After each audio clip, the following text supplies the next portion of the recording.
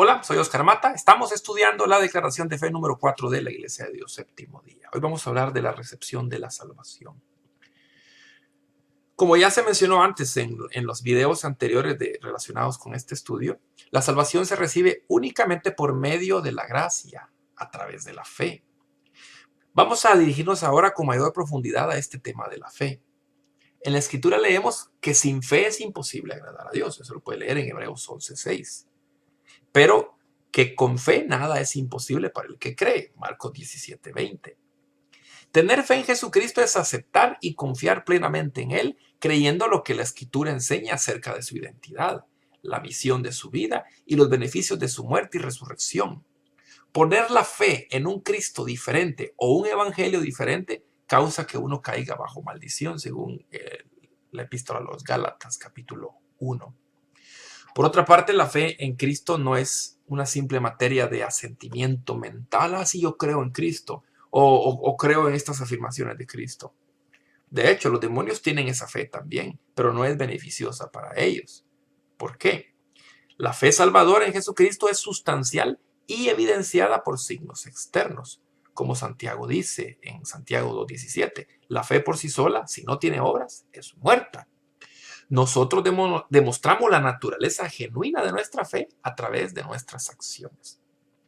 Las acciones apropiadas que acompañan a la fe y la evidencia de su genuina naturaleza se encuentran en las Escrituras y guían al creyente a una vida de santidad, justicia y obediencia a Dios. Estas incluyen la obediencia a los dos grandes mandamientos, el fundamento de la ley de Dios, especialmente los 10 mandamientos. Estamos hablando entonces amar a Dios, amar al prójimo.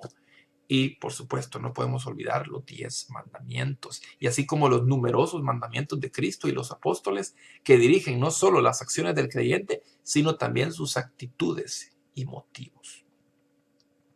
Las acciones que evidencian el carácter genuino de la fe son mencionadas en las Escrituras como buenas obras y son el fruto del arrepentimiento.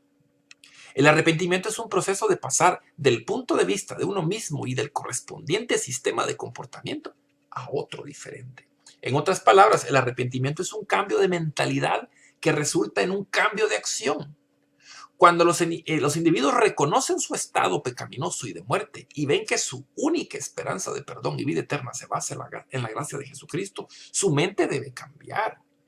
Tienen que dejar de aceptar el pecado y rechazarlo como malvado y ofensivo a Dios. Y deben dejar de rechazar a Jesús y aceptar y confiar en Él para la salvación y la justicia.